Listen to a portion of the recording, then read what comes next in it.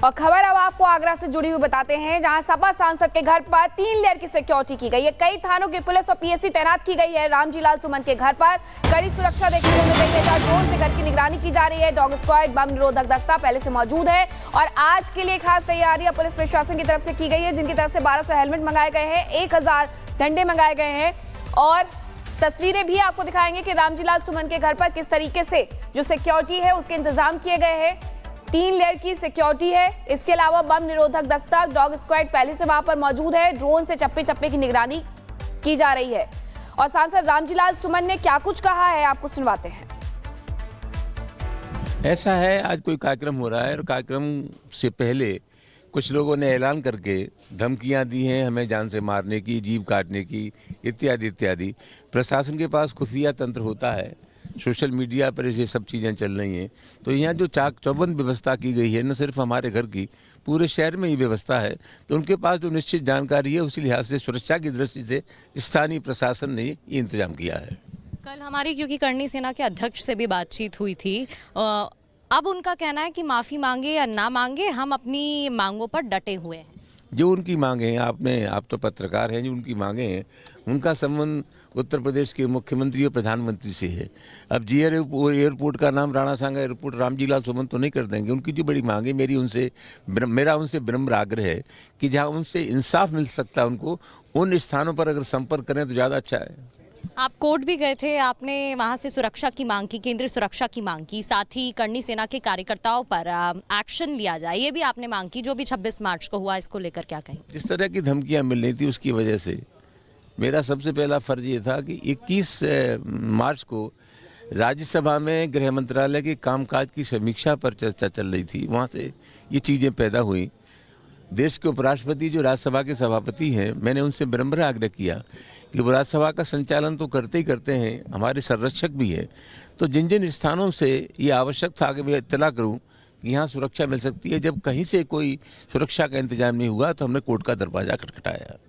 क्योंकि करणी सेना की तरफ से कहा गया था जो शब्द कहे अगर उसको वापस ले लिया जाएगा तो मामला खत्म हो जाएगा, लेकिन आप अपनी बात पर अभी भी डटे हुए हैं। मैंने जो कुछ कहना था कई बार कह दिया, उन सब चीज़ों को दोहराने की कोई ज़रूरत नहीं है। लेकिन मेरा आग्रह है और मैंने कई बार कहा है, लोकतंत्र में अभिव्यक्ति की आज़ादी है। दुनिया में जितने महापुरुष पैदा हुए और जितने भी विचार हमारे देश में है, दुनिया में है, उनसे सबकी सहमति नहीं हो सकती। हमारी राय अलग हो सकती है, लेकिन अपनी अभिव्यक्ति करने का, विरोध जाहिर करने का एक तरीका हमारे देश में है। हमारे देश में संविधान है, कानून है। तो मेरा आग्रह है, मेरा प्रार्थना है कि समाज में पैदा न हो, तनाव पैदा न हो। इसलिए जनतंत्र में हमें विरोध करने के जो हथियार मिले हुए हैं, माध्यम मिले हुए हैं, उनका अगर इस्तेमाल हो तो ज़्यादा अच्छा है। हिंसा का रास्ता किसी भी कीमत पर हिंदुस्तान की सेहत के लिए ठीक नहीं है। राणा सांगा पर सपा सांसद रामजी लाल सुमन का बयान साफ तौर पर दिख रहा है, उसके बाद से आक्रोश है। थोड़ी देर में आगरा में राणा सांगा की जयंती पर राजपूत संगठनों की रैली होगी। क्षत्रिय करणी सेना के अध्यक्ष राज शेखावत ने क्या कुछ कहा आपको सुनवाएंगे। हमारे सहयोगी वैभव ने उनसे बातचीत की। शेखावत सर, लोगों का हुजूम यहाँ पर उमड़ रहा है, बस 2 मिनट आगे क्या इस कार्यक्रम को लेकर एक बार विस्तार से जानकारी दीजिए। साहब, हुमूर तो उभरेगा ही नहीं। आप समझिए, पूरे सनातनियों को, आपको, मुझे, सबको उस व्यक्ति ने गद्दार कहा। हमारे महाराणा सांगा जिन्हें हम भगवान मानते हैं उन्हें गद्दार कहा, और वो भी संसद भवन में कहा। और जिसको सनातन, जिस व्यक्ति को संविधान का डर नहीं है, तो हम उसे संविधान से डराना नहीं चाहते। घर में घुस के मुंह तोड़, हड्डी तोड़ और कुटाई करके जवाब देना चाहते हैं, और हमने वो किया। भविष्य में भी जहां यह मिलेगा, इसकी कुटाई 1,00,000% सुनिश्चित है। बिल्कुल 1,00,000% उसकी सुरक्षा में जिस दिन चूक मिली है, उस दिन उसको हमने हड्डी तोड़ कुटाई नहीं की। हमारा नाम भी करणी सेना नहीं साहब। शेखावत सर, आज 5 बजे के बाद क्या, क्योंकि ये बड़ा सवाल उठ रहा है कि 5 बजे के बाद क्या होगा? सकारात्मक बात करेंगे। 5 बजे तक मुझे पूरा विश्वास है कि सरकार जो उत्तर प्रदेश की है, योगी आदित्यनाथ जी उनका प्रतिनिधिमंडल भेज देंगे। हमारी अपेक्षाओं पर सहमति हो जाएगी और उसके पश्चात हम यहाँ से अनुशासन से वापस, यदि नहीं होती है तो ये जो भी यहाँ पे लोग पहुँच रहे हैं, ये यहाँ से कूच करेंगे। उस व्यक्ति विशेष का हमें विरोध है, उस व्यक्ति विशेष से हमें लड़ाई है, उस व्यक्ति विशेष के घर की तरफ हम अवश्य कूच करेंगे यदि हमारी इन अपेक्षाओं पे सहमति दर्ज नहीं होती। पुलिस प्रशासन का कहना है कि इस ग्राउंड से बाहर परमिशन नहीं है लोगों को जाने की। आप समझिए, देखो जब योद्धा मैदान जंग में उतरता है केसरिया करके, तो फिर वो 19-20 नहीं देखता है, फिर वो निकल पड़ता है। प्रशासन अपना काम करे, हम हमारा काम करेंगे। संवैधानिक मूल्यों का क्या सर? सर, संवैधानिक जो मूल्य है उन पे लागू होते हैं जो इसका सम्मान करता है। वो व्यक्ति विशेष, जिस व्यक्ति विशेष ने इसका सम्मान नहीं किया, तो संविधान न उस पे लागू पड़ा न हम पे लागू पड़ेगा। हम उसको असंवैधानिक भाषा में जवाब दे देंगे। बहुत धन्यवाद सर बातचीत के लिए। तो हमारे सहयोगी वैभव की रिपोर्ट आप देख रहे थे। लेकिन इसी तरीके से लखनऊ की अगर हम बात करें तो लखनऊ में भी सपा सांसद के खिलाफ विरोध प्रदर्शन को लेकर के पुलिस अलर्ट पर है। हजरतगंज चौराहे पर भारी संख्या में पुलिस फोर्स की तैनाती की गई है। लखनऊ में आखिरकार क्या कुछ चल रहा है, हमारे सहयोगी अजय दुबे की सबसे पहले आपको एक रिपोर्ट दिखाते हैं।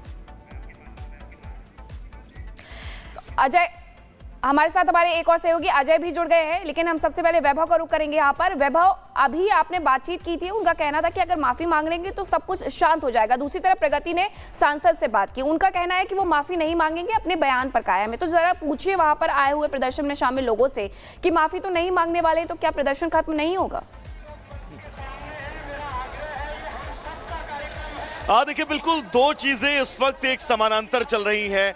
एक तरफ लालजी सुमन का ये कहना है कि वो अपने बयान से अडिग है, वो माफी नहीं मांगेंगे, तो वहीं दूसरी तरफ राज शेखावत की तरफ से बिल्कुल साफ कह दिया गया है कि 5 बजे तक का अल्टीमेटम है, उसके बाद जितने भी लोग यहाँ पर मौजूद हैं वो उनके घर की तरफ कूच करेंगे।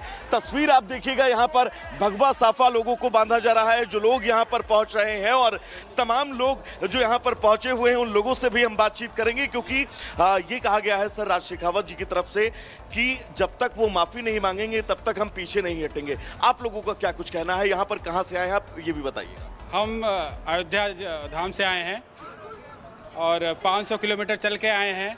बहुत दुर्भाग्य का विषय है कि हमारे पूर्वजों के ऊपर इस तरह की टिप्पणी करने वाले और हम लोग माफ़ी की मांग करें, ये बहुत बड़ा दुर्भाग्य है।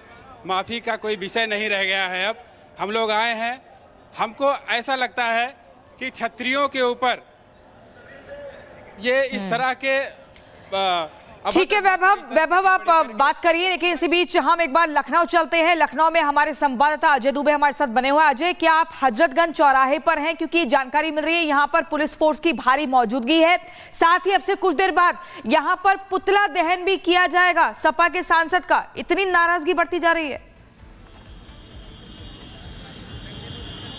बिल्कुल, आह्वान तो यही किया गया है और तस्वीर आपको दिखाते हैं। तस्वीरें पूरी बानगी बता रहे हैं कि कैसे यहाँ पर अरेंजमेंट, जो सुरक्षा का इंतजाम किया है, पुलिस की मौजूदगी देखिए, सैकड़ों की तादाद में पुलिसकर्मी यहाँ मौजूद हैं। कुछ डिप्लॉयड दिखाई दे रहे हैं, ठीक चौराहे पर खड़े हैं, और कुछ मौसम क्योंकि बहुत धूप है तो कुछ छाँव में भी आपको खड़े ये पुलिसकर्मी दिखाई देंगे। आगे दंगा नियंत्रण वाहन भी खड़ा है, पुलिस की और गाड़ियाँ भी खड़ी हैं। लगातार जो सीनियर अधिकारी हैं वो मुस्तैद हैं। 12 बजे का समय आह्वान किया गया है। जो राइट विंग के तमाम मुद्दल हैं जिन्होंने इस पूरे मामले को लेकर पुतले दहन की बात कही थी, और मैं तस्वीरें आपको दिखाता हूं चौराहे को लेकर भी। हर चौराहे के छोर पर आपको पुलिसकर्मी दिखाई देंगे। देखिए, वो रास्ता जो है जाता है हजरतगंज मार्केट की तरफ, वहां भी पुलिसकर्मी मौजूद है।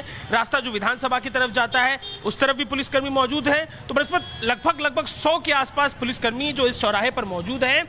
आज की तारीख उत्तर प्रदेश में बेहद सेंसिटिव, पहले से ही अलर्ट लेकर रखा गया था। आगरा में बड़ा आयोजन किया गया है। लखनऊ में पिछले दिनों हमने लगातार देखे कि बड़े और ऐसी तस्वीरें उत्तर प्रदेश में देखने को मिल रही है जहां पर शांति व्यवस्था कायम करने के लिए पुलिस फोर्स की तैनाती की गई है। आप तीनों को बहुत बहुत शुक्रिया तमाम जानकारी के लिए। और अभी फिलहाल हम रुक रहे एक छोटे से ब्रेक के लिए, कहीं मत जाइएगा। रिपब्लिक भारत पर खबरों का सिलसिला लगातार जारी।